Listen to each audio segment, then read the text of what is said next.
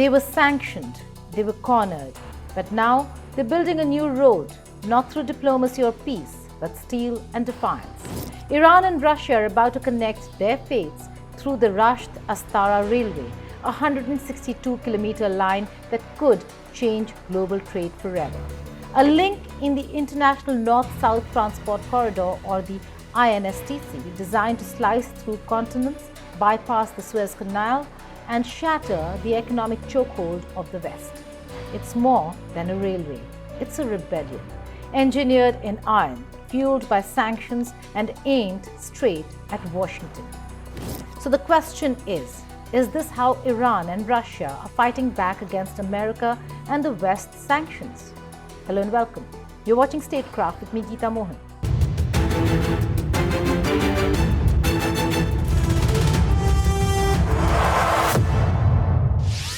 As the US doubles down on sanctions, Iran and Russia are striking back with rails, ports, and pipelines. Tehran calls it a turning point for regional connectivity. Moscow calls it a declaration of independence from Western roots.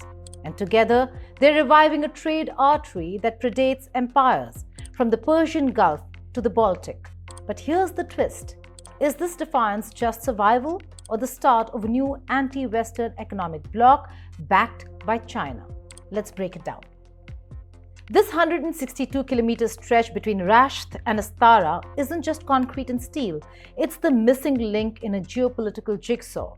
Once completed, trains will roll uninterrupted from Iran's southern ports all the way to Moscow, St. Petersburg, and beyond into northern Europe.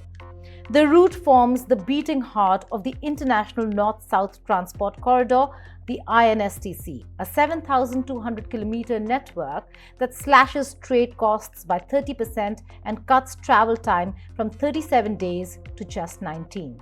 That's almost half the time of the Suez Canal route. For Tehran and Moscow, that's not just logistics, it's liberation.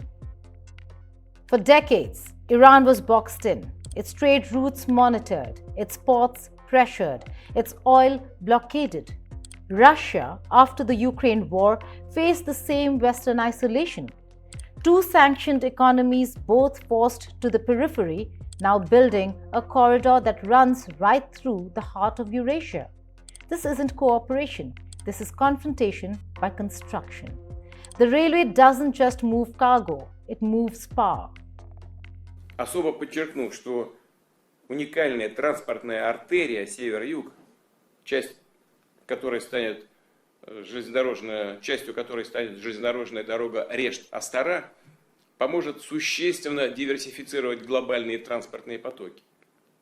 Перевозки по новому коридору будут обладать значительными конкурентными преимуществами. В частности, доставка грузов из Санкт-Петербурга, скажем, в Мумбаи, займет около 10 суток. Для сравнения скажу, что время в пути по традиционным торговым маршрутам составляет до 30-45 суток. Упомяну, что новую магистраль имеется в виду задействовать в том числе для перевозок продовольствия и другой продукции агропромышленного комплекса, которая будет предназначаться как для потребителей в Иране, так и для стран Персидского залива и Африки. И таким образом этот транспортный коридор внесет осязаемый, заметный практический вклад в обеспечение глобальной продовольственной безопасности. And the price tag? Roughly 1.6 billion euros, financed mostly by Moscow. Russia's not only paying, it's building. Its engineers, its expertise, its strategic hand guiding every kilometer of the track. 4 years of work to finish what history once paused. Because this route isn't new, it's ancient. It's the modern rebirth of the old path from the Varangians to the Persians, a trade artery that linked northern Europe to the Middle East long before the Suez ever existed. Tsarist Russia dreamed it, the Soviets planned it, Putin and Pezeshkian are now building it. The logic is simple: control the routes, control the trade. And right now, Washington controls the seas. The Suez Canal, the Strait of Malacca, NATO-dominated maritime corridors, all choke points the West can weaponize. But this corridor, it runs through land, through Iran, through Russia, untouched by US fleets or sanctions. In short, it's a bypass to the American world order. So yes, this is Iran and Russia fighting back, but it's more than retaliation. It's reinvention, a land bridge between the Indian Ocean and the Arctic Circle, one that rewires how goods, gas, and geopolitics flow. The corridor transforms both nations from pariahs to pillars, not of the Western order, but of a parallel one. Let's talk about timing. The rasht astara deal comes as Iran and Russia begin implementing their 20-year Comprehensive Strategic Partnership Treaty signed in January 2025. That's not just paperwork, it's policy. Trade, energy, defense, infrastructure, all bound together in one long-term alliance. When Moscow and Tehran talk about strategic depth, this is what they mean. Rails that connect economies, roads that bypass sanctions, ports that never sleep. And here's the irony. The more the US tightens sanctions, the faster this corridor moves. The message is clear. Every time Washington tries to isolate them, they build another bridge. The INSTC itself isn't new. It was envisioned back in 2000 by India, Iran, and Russia as a way to link Mumbai to Moscow via Tehran and the Caspian Sea. India is also committed to fulfilling our obligations under the International North-South Transport Corridor and for the inclusion of the Chabahar port within the framework of INSTC. Though India became a member of the SCO only in June 2017, our relations with the SCO countries go back to several centuries. Bonds of history, geography, and culture make us natural partners. We are common stakeholders in the peace, security, progress, and prosperity of the region, and we believe that SCO can play a seminal role in this endeavor. I would like to thank. But it languished in bureaucracy and geopolitics for 2 decades. Now sanctions have breathed life into it. What began as a trade route has turned into a geopolitical weapon, and every kilometer of new rail tightens its grip on Eurasia's future. The numbers are staggering. Once complete, the corridor will carry up to 20 million tons of cargo annually. Oil, gas, steel, food, fertilizers, machinery. A lifeline of trade flowing outside Western control. It's faster, cheaper, and strategically independent. Compare that with the Suez Canal, still vulnerable to blockages, crises, and naval tensions. The INSTC isn't just competition, it's a counter-model. But here's where the story widens. China. Beijing's support for the North-South corridor within the framework of its Belt and Road Initiative carries enormous weight. After pouring billions into Pakistan's Gwadar port to bypass the Strait of Hormuz, China now sees this corridor as the perfect complement to its own trade network. It's not just about logistics, it's about leverage. For Beijing, linking the INSTC with the BRI means building a seamless land bridge from the South China Sea to the Baltic. And in doing so, it brings together 3 heavyweights: China, Russia, and maybe India if BRI is not a part of it, since it's a very sensitive issue for India. But each with different ambitions, one shared goal: to escape the chokehold of Western sanctions. This convergence could blunt the impact of US and EU restrictions on Iran, reshaping Eurasian trade flows beyond Washington's control. How far will the West let this partnership go before it strikes back?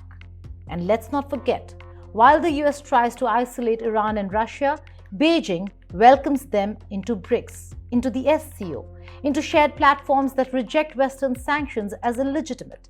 It's a silent revolt, one railway at a time. But there's another piece of the puzzle: Afghanistan. Once dismissed as a failed state, Afghanistan now finds itself on the map again, literally.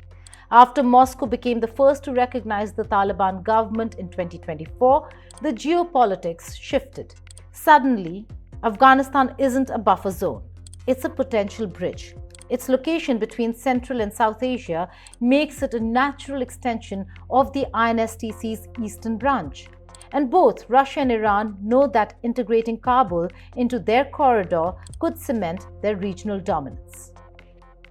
Think about it, a rail network running from Iran's Chabahar port through Afghanistan into Central Asia and up to Russia. It's ambitious, but strategically priceless. It bypasses Pakistan, it sidelines Western influence, and it pulls Afghanistan into a regional trade web built not by the US, but by its adversaries. For the Taliban, desperate for legitimacy and investment, that's an offer too tempting to ignore. Russia's early recognition wasn't about ideology, it was about infrastructure.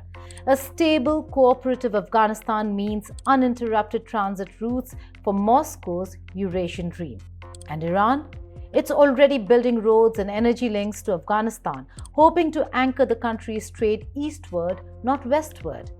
If Kabul joins the INSTC, it won't just be a passenger, it'll be a pivotal junction.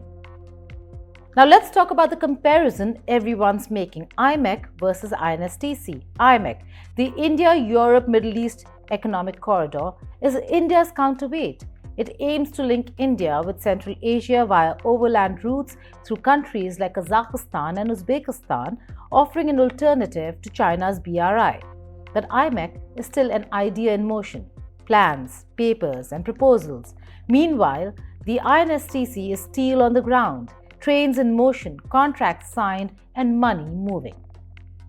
India Middle East European corridor is a very sound and a very profound concept. And over a period of time, it would fructify into a reality. But as we stand today in 2025, you are perhaps after the end of the Second World War, seeing three concurrent conflicts play out in three different geographies in the world. So you have Russia, Ukraine in Europe, you have the situation in the Middle East between Israel and the Hamas and the Houthis, and by extension other sovereign actors. And of course, you have the not too peaceful rise of China going back to 2012 with the emergence of Xi Jinping. So under those circumstances, if IMEC has to succeed, you have to get two things right. A, you have to get the politics of it right.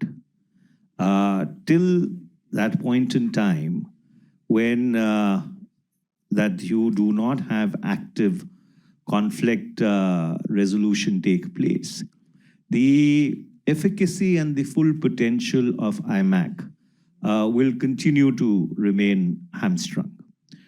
And the second is the financing of it. The INSTC, backed by Russia and Iran, is operationally miles ahead.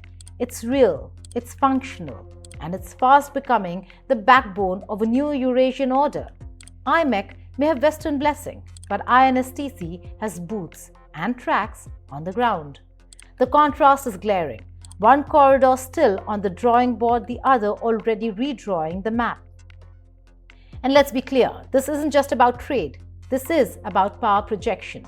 The US built its empire on oceans. Iran and Russia are now building theirs on land. The corridors they're constructing redefine connectivity and sovereignty. A ship can be sanctioned, a bank can be frozen, but a railway that runs from Tehran to Moscow, that's a lifeline no aircraft carrier can blockade. The US sanctions regime, the so-called maximum pressure policy revived by Donald Trump, was designed to cripple economies. Instead, it's forging alliances. Iran's oil exports may have dropped, Russia's tech imports may have slowed, but together they're building something sanctions can't stop: infrastructure. This corridor is their counter-sanction weapon, a new artery that keeps their economies breathing and their politics defiant. And for Washington, that's the nightmare. Because the INSTC doesn't just work for Iran and Russia, it invites others in. India, Azerbaijan, Kazakhstan, Armenia, Belarus, all part of the network. Each new connection weakens the West's monopoly on trade routes. Each new train that bypasses the Suez Canal is a small rebellion against a century of Western control. Economically, numbers speak louder than ideology. The INSTC cuts shipping time by up to 40% and costs by around 30%. A shipment from Mumbai to Moscow that once took 37 days through the Suez Canal now takes 19. And while the West talks about markets and free markets, Iran and Russia are quietly creating one of their own, shielded from Western currency controls and enforced through regional cooperation. Politically, this symbolism is even sharper. When Pezeshkian and Putin sign the railway agreement next month, they're not just breaking ground, they're breaking barriers. Two nations under siege, declaring that isolation is obsolete. The railway becomes their manifesto. You can sanction us, but you can't stop us. And where does China fit into this long game? Quietly, deeply, deliberately. Beijing's Belt and Road Initiative overlaps and complements the INSTC, feeding it resources, logistics, and long-term planning. Freight from China to Europe via Iran and Russia is already a reality. SCO meetings are harmonizing standards, customs, and finance systems to make these corridors interoperable. The result? A giant interconnected Eurasian grid, a land empire powered by rails, roads, and resistance. The INSTC's momentum also reshapes Central Asia, where old Soviet routes are being revived and new pipelines planned. Kazakhstan, Azerbaijan, and Turkmenistan are investing billions to align with it. This is no longer a regional project, it's a continental strategy. And that brings us to the geopolitical punchline. If the West used sanctions as a weapon, the East is now using connectivity as its counterattack. The more Washington isolates, the more these nations integrate. The more it punishes trade, the more they diversify it. But will it work? Can steel rails outpace financial sanctions? Can geography defeat geopolitics? Every kilometer of track laid between Rasht and Astara chips away at Western leverage. Every train that bypasses Western ports sends a quiet message. The world is no longer unipolar. As the 20-year partnership between Russia and Iran unfolds, expect this corridor to become more than infrastructure. Expect it to become ideology, a symbol of endurance, of economic sovereignty, of the new East rising while old order watches. Because when nations once cornered by sanctions start building corridors that stretch continents, that's not just trade, that's transformation. Is the Rasht-Astara railway just a line on a map or the front line of a new world where sanctions no longer work? Thank you for watching Statecraft.